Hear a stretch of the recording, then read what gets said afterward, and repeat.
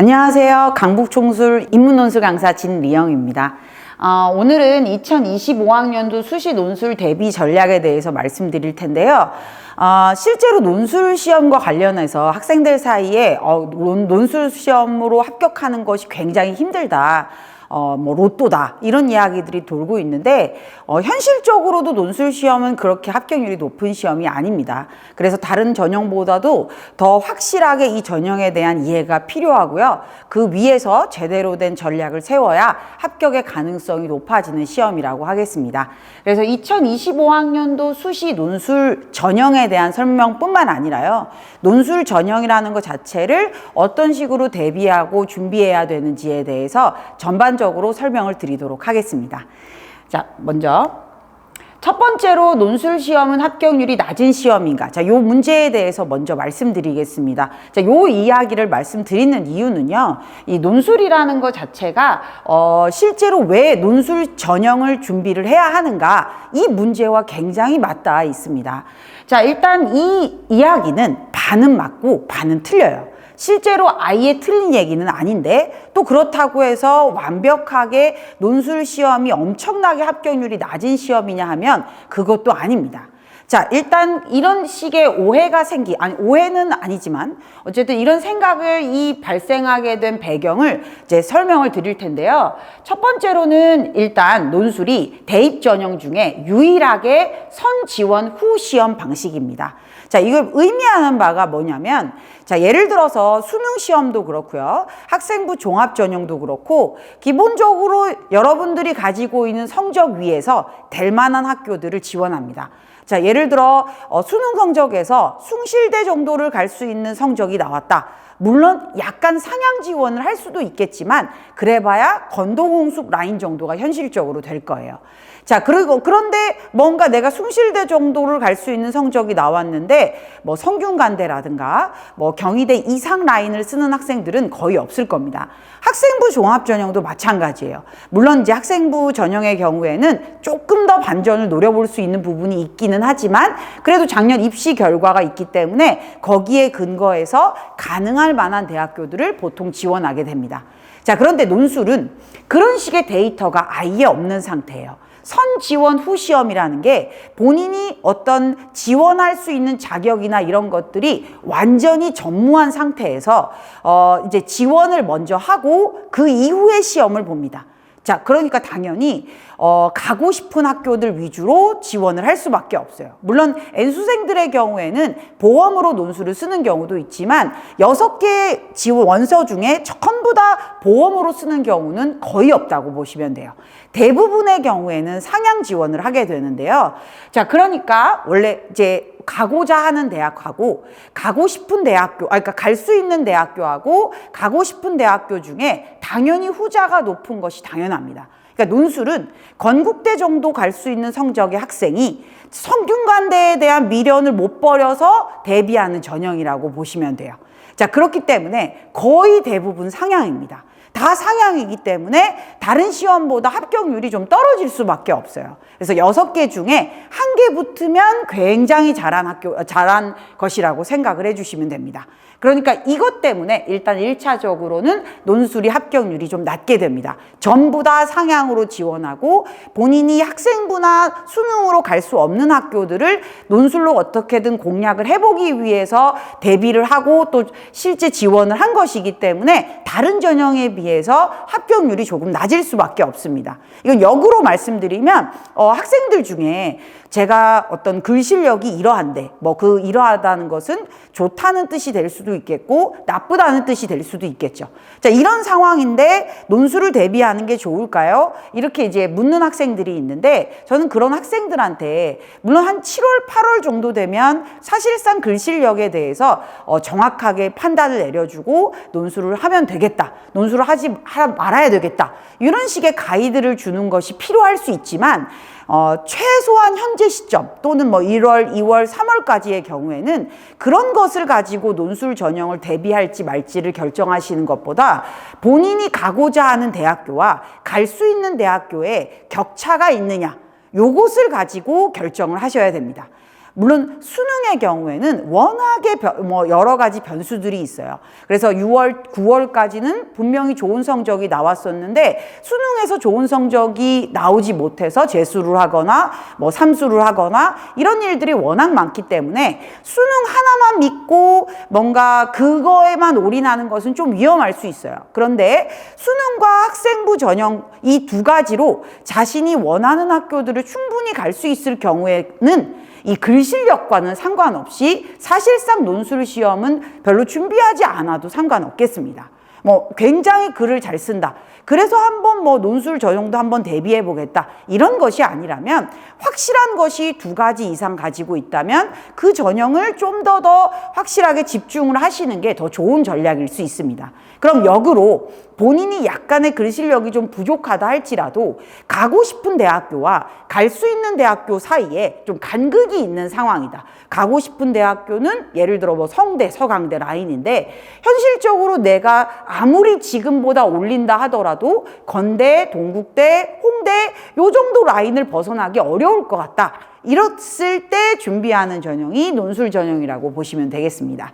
자, 그다음에 두 번째 이유가 있습니다. 자, 요거는 논술 지원자 중에 50에서 80%가 최저 등급을 맞추지 못해서 떨어집니다. 자, 그러니까 앞에 거는 실제로 논술 전형의 특성상 합격률이 낮을 수밖에 없는 첫 번째 이유라면, 자, 두 번째 같은 경우에는 이제 좀 오해죠. 이 논술 때문에 떨어졌다라고 말하는 아이들, 논술 전형에서 떨어졌다고 말하는 학생들의 경우에 사실상 50에서 80%, 제가 좀 작게 잡았는데요. 실제 최저가 있는 학교들 중에 극적으로는 한 90% 정도가 논술 최저 때문에 떨어지는 경우가 있습니다. 자, 이거는 제 과장이나 이런 부분이 전혀 아니고요.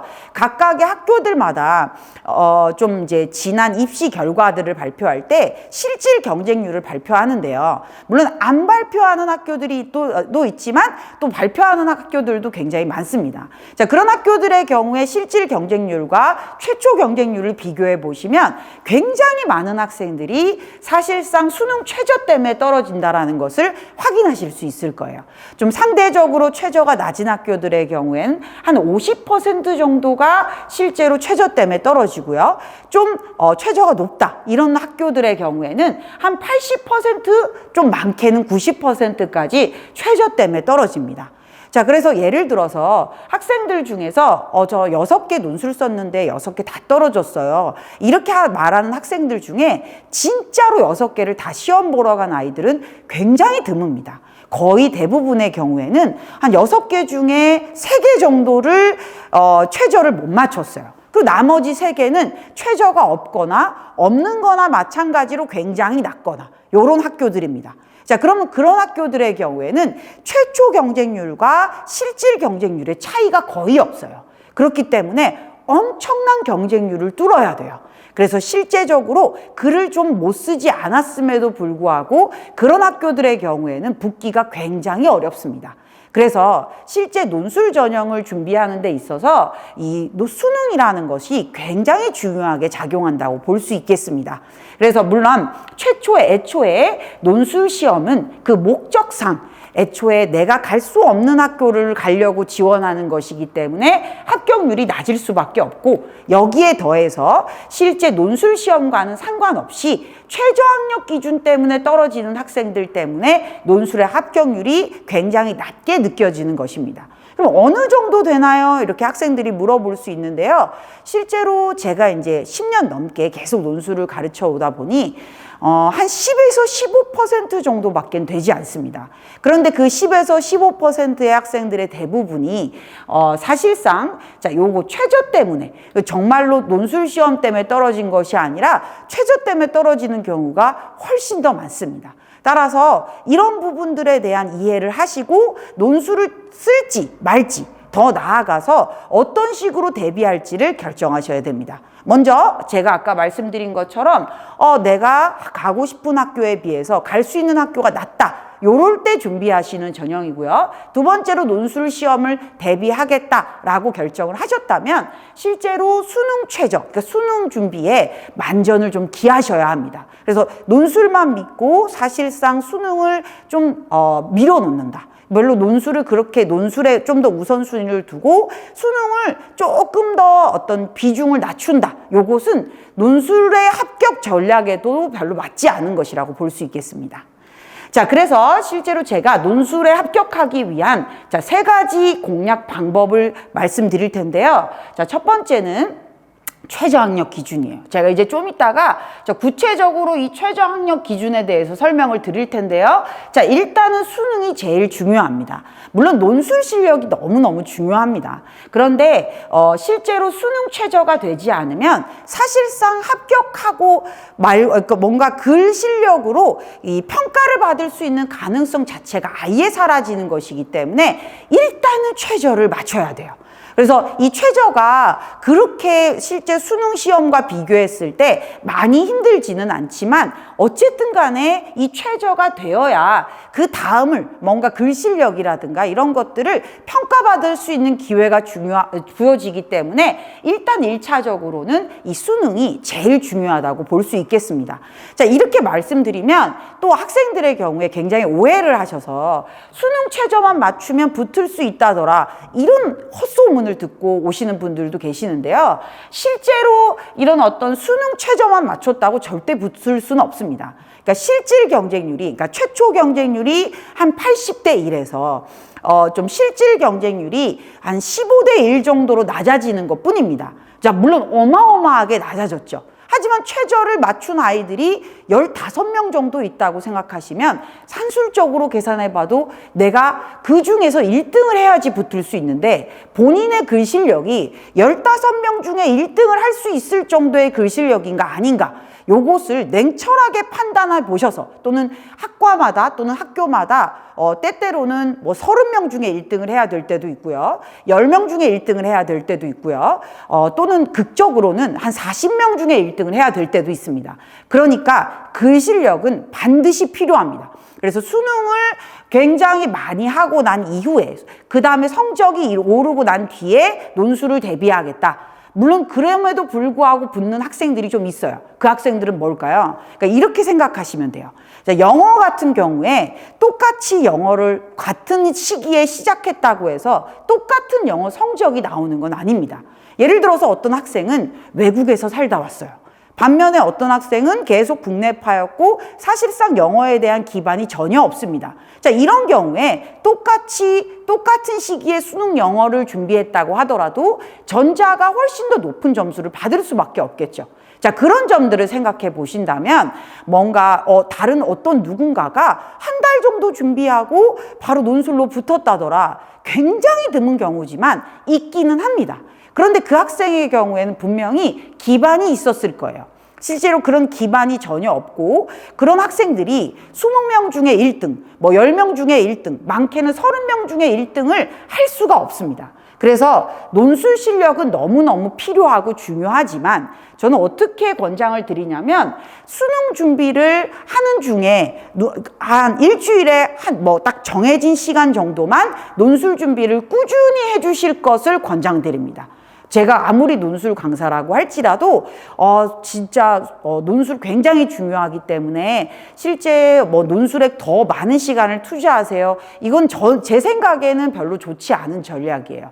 일단은 수능이 가장 메인이 되어야 하고요. 두 번째로 물론 이제 내신도 또 필요합니다. 그런 내신과 수능에 지장을 주지 않는 범위 내에서 딱 정해진 시간을 일주일에 꾸준히 해주시는 게 가장 베스트라고 볼 수 있겠습니다. 자, 그 다음에 두 번째로 중요한 건 내신입니다. 자, 요 내신은 좀 왜 두 번째로 중요하냐면요. 피해갈 수 있는 여지들이 있어요. 수능의 경우에는 사실상 피해갈 수 있는 여지가 있죠. 최저가 없는 학교들. 근데 그런 학교들의 경우에 실제 경쟁률이 너무 높기 때문에 일단 최저가 없는 학교들만 노리고 논술을 준비하는 것은 절대 권장하지 않습니다.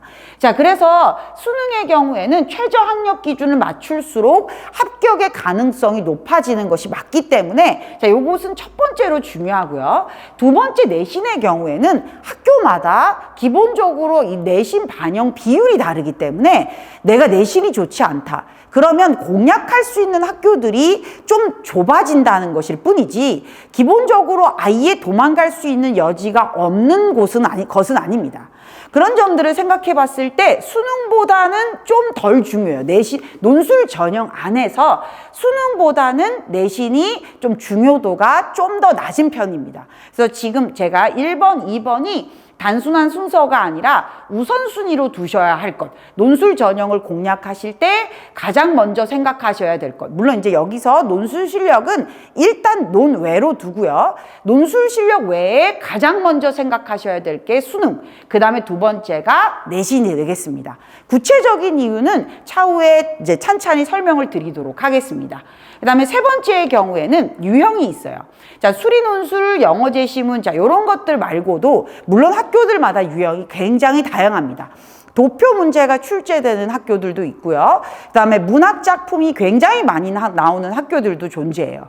뭐 좀 더 세부적으로는 비교 문제, 비판 문제, 뭐 자기견의 서술 문제 이런 다양한 유형들이 존재하는데 솔직히 그런 유형들의 경우는요. 그냥 시험 보러 가기 전에 한 몇 번 집중적으로 풀어보는 것으로 충분히 대비할 수 있습니다. 학생들 중에 이렇게 말하는 학생들이 있어요. 뭔가 나는 중앙대는 좀 잘 쓰는 편인데 경희대는 영 못 쓰겠다. 그럴 리가 없어요. 그런 학생들의 경우에 사실상 중앙대도 잘 못 쓰는 겁니다. 왜냐하면 근본적으로 논술 시험에서 필요로 하는 능력은 다 동일해요. 독해력, 사고력, 그 다음에 표현력, 창의력 이런 것들인데 이것이 다 갖춰진 학생이 특정 유형만 잘 쓰고 특정 유형은 못 쓰는 것이 말도 안 됩니다. 그러니까 실제적으로는 이런 모든 능력이 갖춰져 있다라고 할 것 같으면 다른 학교들도 어느 정도 다 잘 쓸 수 있는 기반이 마련되어 있다고 생각하시면 돼요. 자, 그런데 제가 그래서 다른 어떤 유형들은 열심히 해서 얼마든지 잘하게 만들 수 있어요. 도표 못하겠어요. 이렇게 말하는 학생들도 있는데 실제로 도표 같은 경우는요. 많이 안 해봐서 못하는 거예요. 그걸 진짜 한 100개 정도 해봤다. 그래도 못하겠다. 그럴 땐 진짜 못하는 게 맞습니다. 근데 겨우 한 3개 정도 해놓고 나 도표 못하겠어요. 이거는 안 해본 거지 못하는 게 아니에요. 나머지 유형들도 마찬가지입니다. 비교 못하겠으면 해보면 돼요. 잘하게 만들면 되고 평가도 잘하게 만들면 되고 다 잘하게 만들 수 있는데 제가 학생들한테 잘하게 만드는 것이 불가능한 부분이 있습니다. 그게 지금 말씀드린 수리논술 영어 제시문이에요. 요거는 기본적으로 수학 실력, 영어 실력이 뒷받침되어야 되기 때문에 이것은 스스로 준비하지 않으면 논술로 아무리 어떻게든 이것을 이제 스킬이라든가 이런 것들을 알려준다 하더라도 한계가 있을 수밖에 없어요. 그래서 이런 부분들은 실제로 학생들마다 약간 골라야 됩니다. 예를 들어서 자기가 수학 실력이 좀 뛰어나다. 그럼 이 수리논술이 나오는 이런 학과나 학교에 지원할 수 있겠죠. 반면에 이제 또 영어 실력이 좋다. 그럼 영어 제시문이 나오는 학교들에 지원하거나 계열에 지원할 수 있겠습니다. 그런데 만약에 이런 실력이 수학이나 영어가 좀 부족하다. 이런 학생들의 경우에는 이런 것들이 출제되는 학교들을 깔끔하게 완전히 피해주면 됩니다.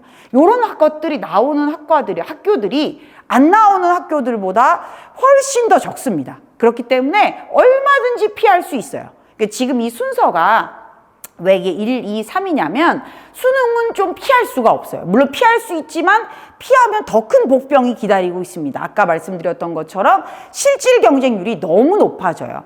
그런데 내신은 좀 피할 길이 있어요. 그 다음에 세 번째 유형, 이 수리논술 영어 제시문 같은 경우에는 본인이 수학 실력이나 영어 실력이 어느 정도 되어야 하는 건 맞지만 영 안 되면 피할 수 있는 길이 얼마든지 있습니다. 그런 점에서 봤을 때 자, 요것이 이 세 가지 중에서 가장 덜 중요하다고 볼 수 있겠습니다. 자, 그럼 여기까지 이제 먼저 1차적으로 설명을 드리고요. 이제 단계별로 구체적으로 2025학년도의 수능 최저학력 기준과 다음으로 이 내신과 유형에 대해서 설명을 드리도록 하겠습니다. 다음 시간에 뵙겠습니다.